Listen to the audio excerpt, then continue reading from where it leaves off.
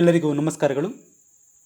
ತುಮಕೂರು ವಿಶ್ವವಿದ್ಯಾನಿಲಯ ದ್ವಿತೀಯ BA 4ನೇ ಸೆಮಿಸ್ಟರ್ಗೆ ನಿಗದಿಪಡಿಸಿರುವಂತಹ ಕನ್ನಡ ಭಾಷಾ ಪಠ್ಯದ ಭಾಗವಾದಂತಹ ಪ್ರಬಂಧ ಸಂಚಯನದ ಮತ್ತೊಂದು ಭಾಗವಾದ ಪಿ ಲಂಕೇಶ್ ಅವರ ಉಳಿಮಾವಿನ ಮರ ಈ ಆತ್ಮಕಥೆಯ ಮುಂದುವರೆದ ಭಾಗವಾದಂತಹ 21 ಮತ್ತು 22ನೇ ಅವಧಿಯ ವಿಷಯವನ್ನು ಬೋಧಿಸುವಂಥವರು ಡಾಕ್ಟರ್ ಗೋವಿಂದರಾಜು ಎನ್, ಕನ್ನಡ ಸಹಾಯಕ ಪ್ರಾಧ್ಯಾಪಕರು, ಸರ್ಕಾರಿ ಪ್ರಥಮ ದರ್ಜೆ ಕಾಲೇಜು, ಹೆಬ್ಬೂರು.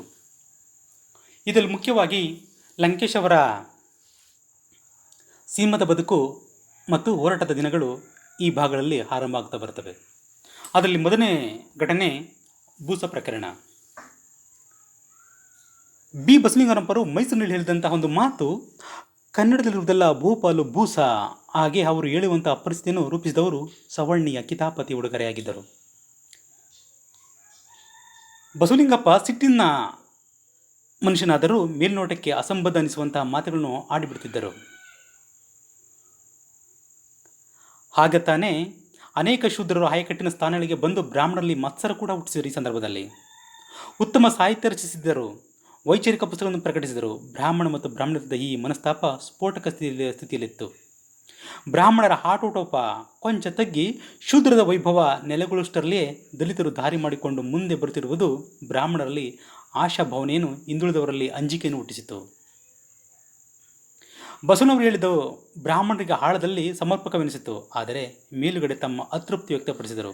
ಹೀಗಾಗಿ ತರಲೆ ಮಾಡಲು ಕಾದುಕೊಂಡಿದ್ದ ಬ್ರಾಹ್ಮಣರು ಒಂದು ರೀತಿಯ ಆತಂಕ ಸ್ಥಿತಿಯಲ್ಲಿದ್ದಂತಹ ಹಿಂದುಳಿದವರು ಒಂದಾಗಿ ದಲಿತರ ವಿರುದ್ಧ ಸಮರ ಸಾರಿದರು. ಬಸವಲಿಂಗಪ್ಪನವರು ಸ್ಪಷ್ಟ ಟಾರ್ಗೆಟ್ ಆಗಿದ್ದರು.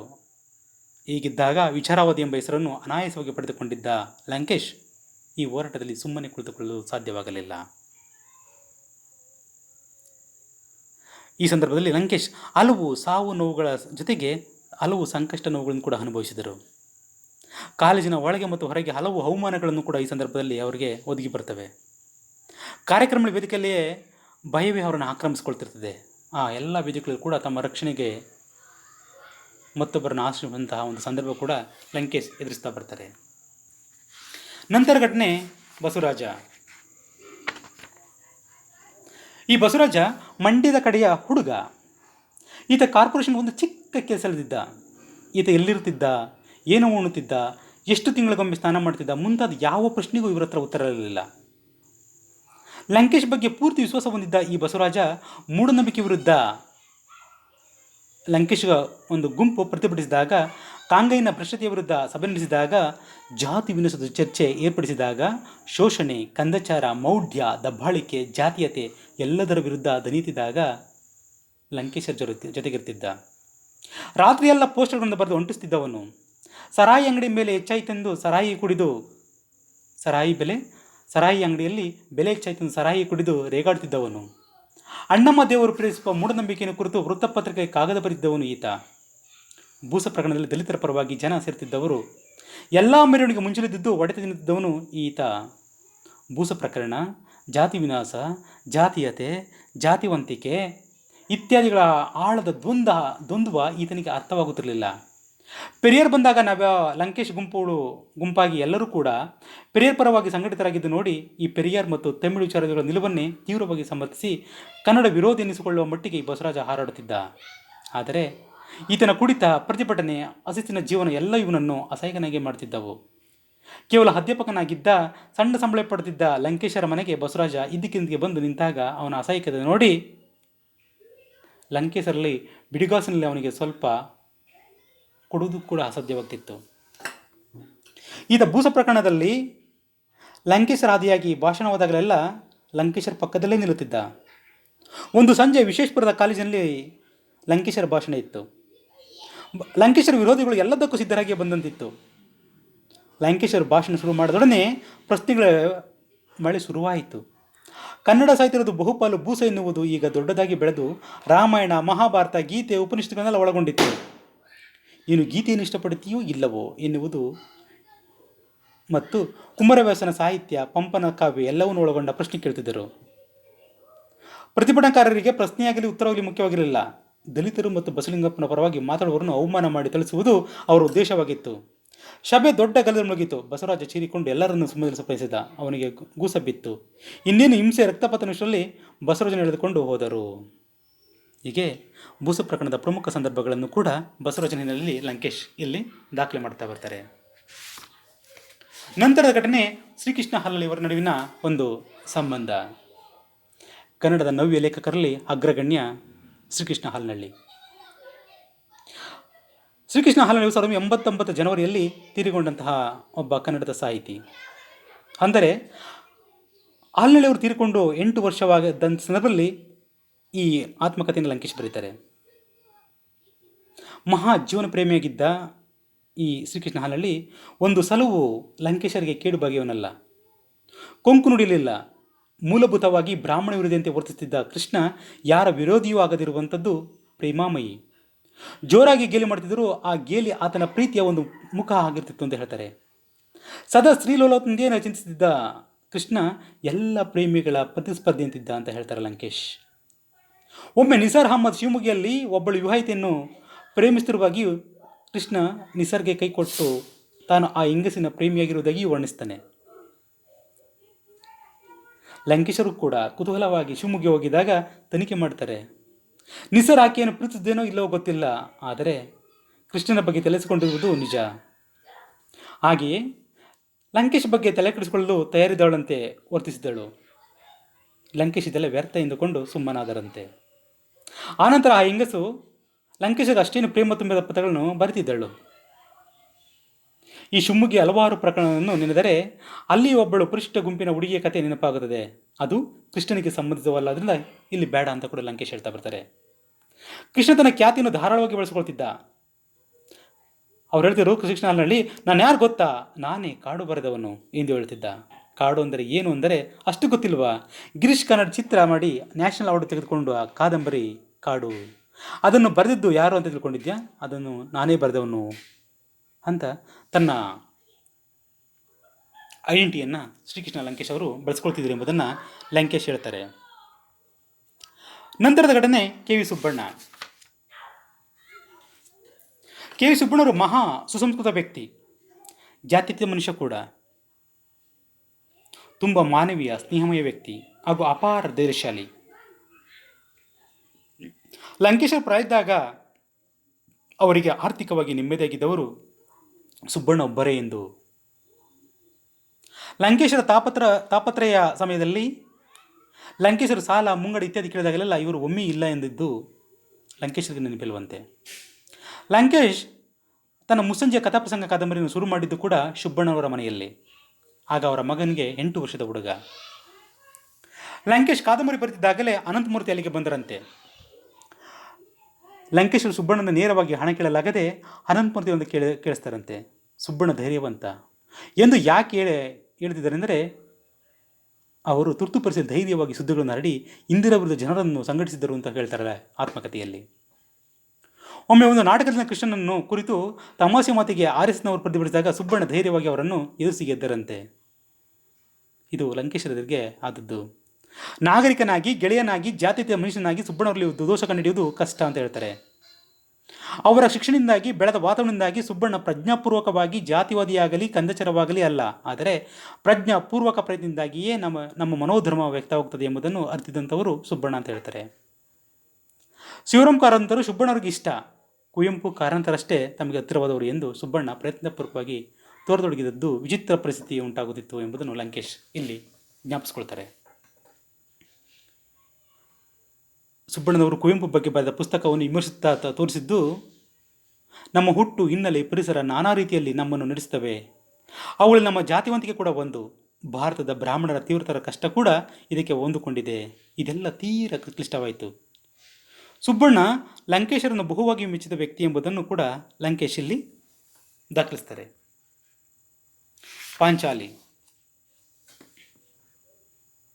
ಪಾಂಚಾಲಿಯನ್ನು ಅಚ್ಚುಮಾಡುತ್ತಿದ್ದಂತಹ ಜೆ.ಎಚ್. ರಾಮರಾವ್ ಕಮ್ಯುನಿಸ್ಟರು, ಸುಪ್ರಸಿದ್ಧ ಪ್ರಾಧ್ಯಾಪಕ, ವಿಶ್ವವಿದ್ಯಾಲಯ ಪ್ರಸಂಗದ ನಿರ್ದೇಶಕ ಜೆ. ಹನುಮಂತರಾವ್ ಅವರ ಪುತ್ರ. ಆದರೆ ಅಷ್ಟರಲ್ಲೇ ಕಮ್ಯುನಿಸಂ ಟೆಂಕಾರ ಕಳೆದುಕೊಂಡಿದ್ದಂತಹ ರಾಮರಾವ್ ಸ್ನೇಹಜೀವಿ. ಲಂಕೇಶ್ ಕುವೆಂಪು ಅವರ ಸಂದರ್ಶನವನ್ನು ಪಾಂಚಾಲಿಯಲ್ಲಿ ಹಾಕಬೇಕೆಂದು ಬಯಸುತ್ತಾರೆ. ಇದಕ್ಕೆ ಬರಹಗಾರ ಒಕ್ಕೂಟದ ಸೂಚನೆಯೂ ಕೂಡ ಇರುತ್ತದೆ. ಆದರೆ ಕುವೆಂಪು ಅವರನ್ನು ಹೇಗೆ ನೋಡುವುದೆಂಬುದೇ ಸಮಸ್ಯೆ ಆಗುತ್ತೆ ಲಂಕೇಶ್ಗೆ. ಅವರ ಮನೆಯಲ್ಲಿ ಸಿಂಹದಂತಹ ನಾಯಿ ಇತ್ತು, ಕರೆಯೊಡನೆ ಬರುವಷ್ಟು ಜನರಿರಲಿಲ್ಲ. ಆಗ ಲಂಕೇಶ್ ಕಿರಿಕಿರಿಗೊಂಡು ಮಾತನಾಡಿದಾಗ ರಾಮರಾವ್ ಲಂಕೇಶ್ ಗೀತೋಚನೆ ಹೇಳಿ ಕುವೆಂಪು ಬಗ್ಗೆ ಒಳ್ಳೆ ಮಾತಾಡಿ ಕಳಿಸ್ಕೊಟ್ರಂತೆ. ಪಾಂಚಾಲಿಯ ದಿನಗಳಲ್ಲಿ ಲಂಕೇಶ್ ಪಾಪದ ಹೂಗಳು ಎಂಬ ಪುಸ್ತಕವನ್ನು ಸಿದ್ಧಪಡಿಸ್ತಾರೆ. ಮೈಸೂರಿನಲ್ಲಿದ್ದು ಅಂತರಂಗ ಜಡಗೊಂಡಿತಂತೆ ಹೇಳ್ತಾರೆ. ಆ ಸಂದರ್ಭದಲ್ಲಿ ಹೆಂಡತಿ ಮಕ್ಕಳು ನೋಡುವ ಆಸೆಯಾಗಿತ್ತು ಅಂತ ಹೇಳ್ತಾರೆ. ನಮ್ಮ ಗೌರಿ ಅಂದರೆ ಲಂಕೇಶರ ಮಗಳು ಆಗ 14 ವರ್ಷದವಳು. ಪಾಂಚಾಲಿ ಪತ್ರಿಕೆ ಪ್ರಕಟ ಆಗ್ತಿದ್ದ ಸಂದರ್ಭದಲ್ಲಿ ಹೀಗೆ ಈ ಪಾಂಚಾಲಿ ಕೃತಿ ಪ್ರಕಟಿಸಲು ಲಂಕೇಶರ್ ಪಟ್ಟ ಶ್ರಮ ಅಷ್ಟಿಷ್ಟಲ್ಲ, ಹಾಗೆ ಪ್ರಕಟಿಸಲು ಯಾರು ಕೂಡ ಮುಂದೆ ಬರಲ್ಲ. ನಂತರ ಮನೋಹರ ದಂತಮನೆಯವರು ಕೂಡ ಪ್ರಕಟಿಸೋಕ್ಕೆ ಹಿಂದೆ ಮುಂದೆ ನೋಡ್ತಾರೆ. ಇದನ್ನು Mysuru printing press and publishing ಹೌಸ್ನ ಮಾಲೀಕರಾದ ಜೆ.ಎಚ್. ರಾಮರಾವ್ ಸಹಾಯ ಮತ್ತು ಸಹಕಾರ ನೀಡ್ತಾರೆ ಈ ಕೃತಿ ಪ್ರಕಟಕ್ಕೆ. ಇದರ ನ್ಯೂಸ್ ಪ್ರಿಂಟ್ ಕಾಗದ ಹುಬ್ಬಳ್ಳಿಯ ಪ್ರಪಂಚದಲ್ಲಿ ಸಿಗುತ್ತದೆ. ಇಂದಿರಳ ಸೀರೆ ಅಂಗಡಿ. ಲಂಕೇಶರ ಕಷ್ಟಗಳು ತೀರ ಹೇಳುತ್ತಿರೋದು. ಇಂಥ ಸಂದರ್ಭದಲ್ಲಿ ಲಂಕೇಶರ ಕಷ್ಟಗಳನ್ನು ಹತ್ತಿದಂತಹ ಪತ್ನಿ ಇಂದಿರಾ ಅಷ್ಟರಲ್ಲೇ ಮನೆಯಲ್ಲೇ ಒಂದು ಪುಟ್ಟ ಸೀರೆ ಅಂಗಡಿಯನ್ನು ಇಟ್ಕೊಂಡಿರ್ತಾರೆ. ತನ್ನ ಬದುಕಿಗೆ ಲವಲವಿಕೆ ತಂದುಕೊಂಡಿರ್ತಾರೆ. ಚಿಕ್ಕವಳಾಗಿದ್ದಾಗ ಲಂಕೇಶರ ಮದುವೆಯಾಗಿದ್ದಂಥ ಇಂದಿರಾ ಲಂಕೇಶರ ಉರುಸುಗೊಟ್ಟಿಸುವ ಬದುಕಿಗೆ ವೇಗ ಮತ್ತು ದ್ವಂದ್ವಕ್ಕೆ ದಮನಗೊಂಡಿದ್ದವರು. ತೀರ ಚಿಕ್ಕವಳಾಗಿದ್ದಾಗ ಎಲ್ಲ ಹೆಣ್ಣು ಮಕ್ಕಳಂತೆ ರಮ್ಯ ಭಾಷೆಯಲ್ಲಿ, ಪ್ರೀತಿಯ ಭಾಷೆಯಲ್ಲಿ ತಮ್ಮ ಸಂಬಂಧವನ್ನು ವರ್ಣಿಸಿ ಖುಷಿಗೊಳ್ಳಲು ಕೂಡ ಲಂಕೇಶರ್ ಅವ್ರಿಗೆ ಅವಕಾಶವನ್ನು ಕೂಡ ಕೊಡಲ್ಲ. ಬರುತ್ತಾ ಇಂದಿರಾಗೆ ಲಂಕೇಶರ ಸಂಕೋಚ ಅರ್ಥವಾಗ್ತದೆ. ಯಾವ ಸಂಬಂಧವು ಕೃತಕ ಭಾಷೆಗೆ ಹೊಂದುವಷ್ಟು ಉನ್ನತವಾಗಿರುವುದಿಲ್ಲ. ಚಿಕ್ಕಂದಿನಲ್ಲೇ ತಾಯಿಯನ್ನು ಕಳೆದುಕೊಂಡ ಇಂದಿರಾ 3 ಹೆಂಡರನ್ನು ಒಬ್ಬರಾದ ಮೇಲೆ ಒಬ್ಬರಂತೆ ಮದುವೆಯಾಗಿ ಕಾಲನ್ನ ವಶಕ್ಕೆ ಬೀಳ್ಕೊಟ್ಟು ತಂದೆಯ ಬಗ್ಗೆ ಆಕ್ಷೇಪಣೆ ಬೆಳೆಸಿಕೊಂಡೇ ಬೆಳೆದವಳು. ಲಂಕೇಶರು ಅನೇಕರು ಬಯಸುವ ಅಸನಾದ ಜೀವನಕ್ಕೆ ಪ್ರತಿನಿಧಿಸಿದವನಲ್ಲ. ಒಂದು ರೀತಿಯ ಸೃಜನಶೀಲ ಕ್ಷಣೆಗಾಗಿ, ನನಗೆ ತೃಪ್ತಿ ಕೊಡಬಲ್ಲ ಸಾಧನೆಗಾಗಿ ಕಾತರಿಸುತ್ತಿದ್ದ ಲಂಕೇಶರು ಬದುಕನ್ನು ಆದಷ್ಟು ತೀವ್ರವಾಗಿ ನಡೆಸಿದರೆ ಮಾತ್ರ ಅರ್ಥಪೂರ್ಣವಾದದ್ದು ಎಂಬುದನ್ನು ನಂಬಿದಂಥವರು. ಸಂಸಾರದ ಕಡೆ ಅಷ್ಟೇ ಗಮನ ಕೊಡಲಿಲ್ಲ. ಆದರೆ ಇಂದಿರನ್ನು ಬಡತನದಷ್ಟೇ ಕೆಟ್ಟದಾಗಿ ಪೀಡಿಸಿದ್ದು ಒಬ್ಬಂಟಿತನ ಎಂದು ಆ ಸೀರೆ ಅಂಗಡಿಯ ಮೂಲಕ ತಮ್ಮ ಆರ್ಥಿಕ ಆದಾಯವನ್ನು ತುಂಬಿಕೊಂಡಂತಹ ಇಂದಿರರ ಬಗ್ಗೆ ಲಂಕೇಶ್ಗೆ ಬಹು ಹೆಮ್ಮೆ ಇದೆ. ಲಂಕೇಶರ ಮಕ್ಕಳು ಈ ಘಟನೆ ನೋಡೋದಾದರೆ, ಮೊದಲನೇ ಮಗಳು ಗೌರಿ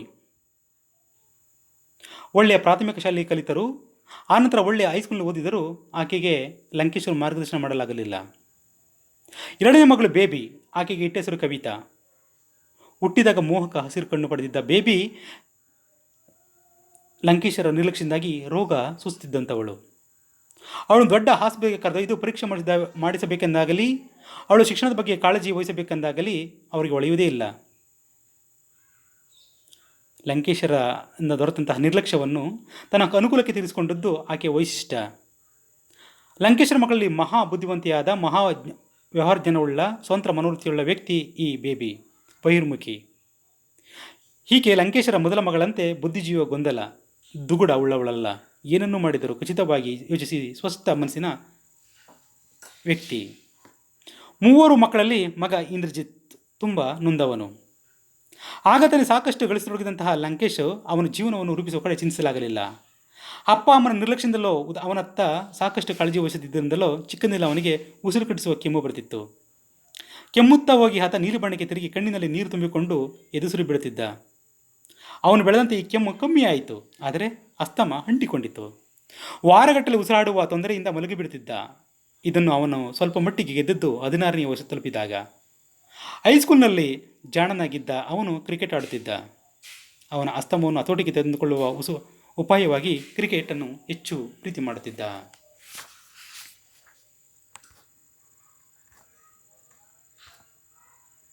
ನಂತರದ ಘಟನೆ ವಿಮಲಾ ನಾಯ್ಡು.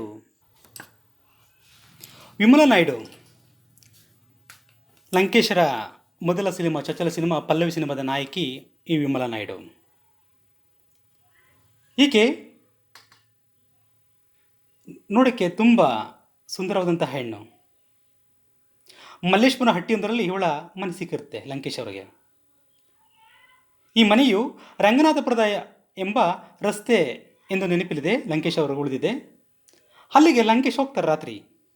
ಆಕೆಯ ತಂದೆ, ಅಣ್ಣ, ತಮ್ಮ ಎಲ್ಲರೂ ಕೂಡ ಈ ಸಂದರ್ಭದಲ್ಲಿ ಹಾಜರಿರ್ತಾರೆ. ಲಂಕೇಶರು ನಾಯ್ಡು ಕುಟುಂಬವನ್ನು ನೋಡುತ್ತಿದ್ದು ಇದೇ ಮೊದಲು. ಈ ಹುಡುಗಿ ದೀಪದ ಬೆಳಕಿನಲ್ಲಿ ದೀಪದಂತೆಯೇ ಹೊಳೆಯುತ್ತಾ ನಗುತ್ತಿದ್ದಳು. ಪಿಕ್ಚರ್ನಲ್ಲಿ ಆ್ಯಕ್ಟ್ ಮಾಡ್ತೀರಾ ಅಂತ ಲಂಕೇಶ್ ಹೇಳಿದಾಗ ಹ್ಞೂ ಎಂದು ನಕ್ಕಳು. ನಿಮ್ಮ ತಂದೆ ತಾಯಿಯರನ್ನು ಕೇಳದೆ ಹೇಳ್ತಿದ್ದೀರಲ್ಲ ಅಂತ ಲಂಕೇಶ್ ಅಂದ ಕೇಳಿದಾಗ ಅಲ್ಲೇ ಇದ್ದ ಆಕೆ ತಂದೆ ಹೇಳ್ತಾರೆ, ಕೇಳಿದ್ದಾಳೆ, ಆ್ಯಕ್ಟ್ ಮಾಡಲಿ ಪರವಾಗಿಲ್ಲ ಅಂತ ಹೇಳ್ತಾರೆ. ಲಂಕೇಶರ ಚಿತ್ರದ ಹೆಸರು ಹೇಳ್ತಾರೆ, ಹೊಸ ಶೈಲಿಯ ಚಿತ್ರ, ಕಡಿಮೆ ಬಜೆಟ್ ಚಿತ್ರ ಇತ್ಯಾದಿ ಅವರನ್ನೆಲ್ಲ ಬಡಬಡಿಸ್ತಾರೆ ಅವರ ಮುಂದೆ. ಲಂಕೇಶರಿಗೆ ಆಗ ಆ ಬಡ ಕುಟುಂಬವೆಲ್ಲಾದರೂ ಹೆಚ್ಚು ಸಂಭಾವನೆ ಕೇಳಿದರೆ ಗತಿಯೇನೆಂದು ಆತಂಕನೂ ಕೂಡ ಅವ್ರಿಗಾಗತ್ತೆ. ಅವರು ಆ ಬಗ್ಗೆ ಮಾತನ್ನೇ ಆಡಲಿಲ್ಲ. ವಿಮಲ್ ಒಪ್ಪಿದ ಮೇಲೆ ಲಂಕೇಶರು ಚಿತ್ರ ಮಾಡುವುದು ಗ್ಯಾರಂಟಿ ಅನಿಸ್ತದೆ. ಅಲ್ಲಿಯವರಿಗೆ ಏನೇನು ಅಡ್ಡಿ ಕಂಟಕ ಎದುರಿಸಬೇಕಾಗಿತ್ತು ಎಂಬ ಹೆದರಿಕೆ ಇದ್ದೇ ಇತ್ತು.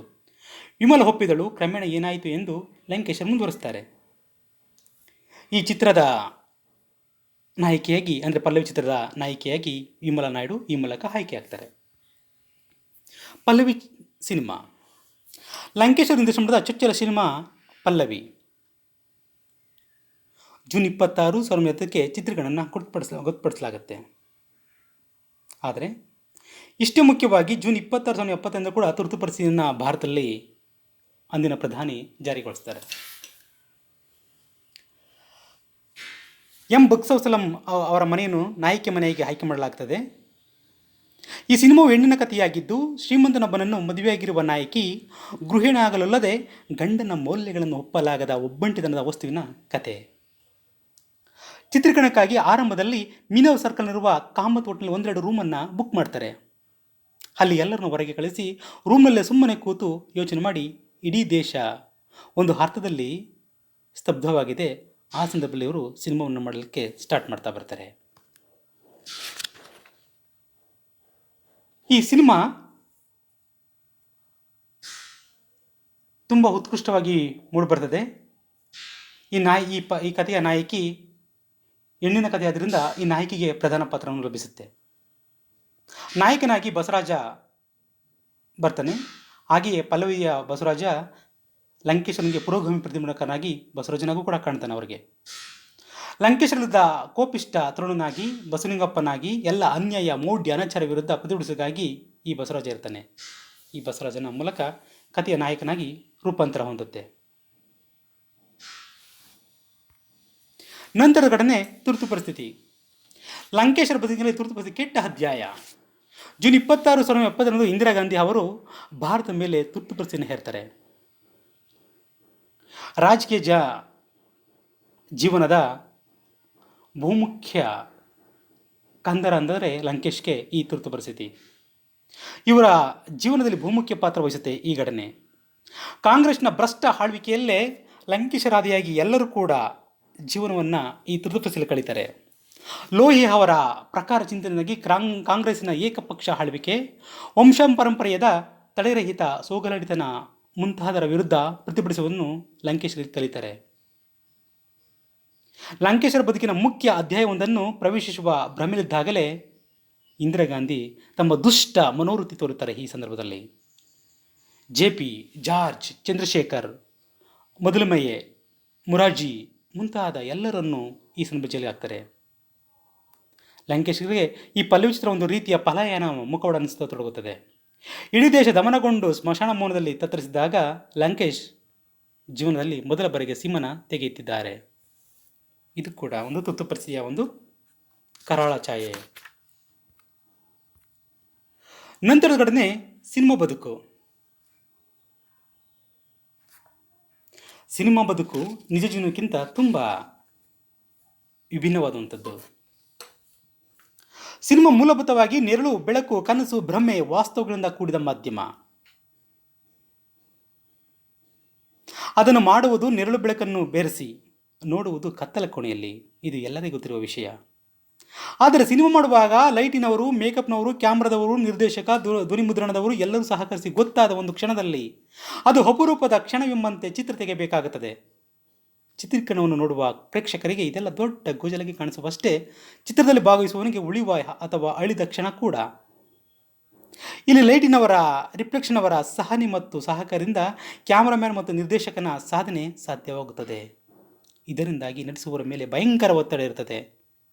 ನಟಿಸತೊಡಗಿದ 4-5 ದಿನದಲ್ಲಿ ಎಲ್ಲರೂ ಬೇರು ಕಿತ್ತು ಗಿಡಗಳಂತೆ ಕೊನೆಯುಸಿರು ಎಳೆದುಕೊಳ್ಳುತ್ತಿರುವಂತೆ ಅಸಹ್ಯರಾಗುತ್ತಾರೆ. ಪತಿಗೆ ನಿಷ್ಠಳಾಗಿರುವ ಎಂದೋ ಪುರಪುರುಷರ ಕಡೆ ನೋಡದಿರುವ ಹೆಂಗಸು ಕೂಡ ಧೈರ್ಯ ಕೊಡುವನಾಗಿ, ಮನಸ್ಸಿಗೆ ಆಧಾರ ಒದಗಿಸಬಲ್ಲವನಾಗಿ ಅಂಬೈಸೊರಗುತ್ತಾಳೆ. ಸಿನಿಮಾ ರಂಗದ ಪ್ರೇಮ ವ್ಯಭಿಚಾರದ ಕಥೆಗಳಿಗೆ ಆಧಾರ ಇಲ್ಲಿದೆ. ಯಾವುದು? ಅಲಿವಿಯರ್ನ ಪ್ರೀತಿಸಿ ಮದುವೆಯಾದ ವಿವಿಯನ್ ಲೈ ಎಂಬ ಅಪ್ಸರಿ ಅಂತ ನಟಿ ಜಗತ್ತಿನ ಶ್ರೇಷ್ಠ ಪಾತ್ರ ಅಭಿನಯಿಸಿ ತನ್ನ ಅಭಿನಯ ಕಲೆಯ ಶಿಖರವನ್ನು ತಲುಪಲೆಂದು ಅಲಿವಿಯರ್ನ ಪ್ರಭಾವವನ್ನು ಬಳಸಿ ಗಾನ್ ವಿತ್ ದಿ ವಿಂಡ್ ಚಿತ್ರದ ನಾಯಕಿಯ ಪಾತ್ರ ತೊಡಗಿಸಿದ ವಿವಿಯನ್ ಲೈನ್ ತಾನು ಬಯಸಿದ್ದಲ್ಲ ದೊರಕಿದೆಂದು ಹರ್ಷಗೊಂಡು ಅಭಿನಯಿಸೊರಗುತ್ತಾಳೆ. ಆದರೆ ಮರ್ಲನ್ ಬ್ರಾಂಡೋ ಹೇಳಿದಂತೆ ಈ ವಿವಿಯನ್ ಲೈನ್ ನಟಿಸಿದ ಕೆಲವೇ ದಿನದಲ್ಲಿ ಆ ಚಿತ್ರದ ನಾಯಕನಿಂದ ಹಿಡಿದು ದೀಪದ ಹುಡುಗರವರೆಗೂ ಎಲ್ಲರೊಂದಿಗೂ ಮಲಗತೊಡಗುತ್ತಾಳೆ. ಇದು ಸಿನಿಮಾ ರಂಗದ ಕರಾಳ ಜಗತ್ತು ಅಂತ ಹೇಳ್ತಾರೆ ಲಂಕೇಶ್. ಹೊನ್ನಾಳಿ ತಾಲೂಕಿನ ಗೋಪಿ. ಈ ಹೊನ್ನಾಳಿ ತಾಲೂಕಿನ ಗೋಪಿ ಲಂಕೇಶರ ಸ್ನೇಹ ಬಳಗದಲ್ಲಿ ಕಾಣಿಸಿಕೊಳ್ಳುವಂತಹ ಒಬ್ಬ ವ್ಯಕ್ತಿ.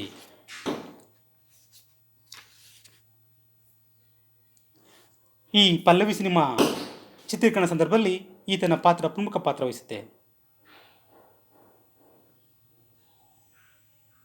ಲಂಕೇಶರ ಸ್ವಲ್ಪವೇ ಹಣವನ್ನು ಬಹಳ ಎಚ್ಚರಿಕೆಯಿಂದ ಖರ್ಚು ಮಾಡುತ್ತಾ ಎಲ್ಲವನ್ನು ಸೊಗಸಾಗಿ ನೋಡಿಕೊಡುತ್ತಿದ್ದವನು ಈತ. ಲಂಕೇಶ್ ಮತ್ತು ವಿಮಲದ ಅನ್ಯೋನ್ಯತೆ ನೋಡಿಯೋ ಜೊತೆಯವರ ಸಣ್ಣದನಕ್ಕೆ ಬೇಸತ್ತು ಇದ್ದಕ್ಕಿದ್ದಂತೆ ತನ್ನ ಸುರ್ಪಲಿಂದ ಹಣವನ್ನು ಬೇರೊಬ್ಬನಿಗೆ ಕೊಟ್ಟು ತನ್ನ ಜವಾಬ್ದಾರಿಯನ್ನು ಅವರಿಗೆ ವರ್ಗಾಯಿಸಿ ಈತ ಹೊರಟು ಹೋಗ್ತಾನೆ. ಆತ ಹೋದರೂ ಈ ಇನ್ನೊಬ್ಬ ಸರಿಯಾಗಿ ನೋಡಿಕೊಳ್ತಾನೆಂದು ಭಾವನೆ ಲಂಕೇಶ್ ಅವರದು. ಆದರೆ ಈತ 2 ದಿನದಲ್ಲಿ ಇಡೀ ವಾರ ಖರ್ಚು ಮಾಡ್ತಿದ್ದ ಹಣ ಖರ್ಚು ಮಾಡಿ ಶೂಟಿಂಗ್ಗೆ ನಿಂತು ಹೋಗುವ ಸ್ಥಿತಿಗೆ ತಂದು ಬಿಡ್ತಾನೆ.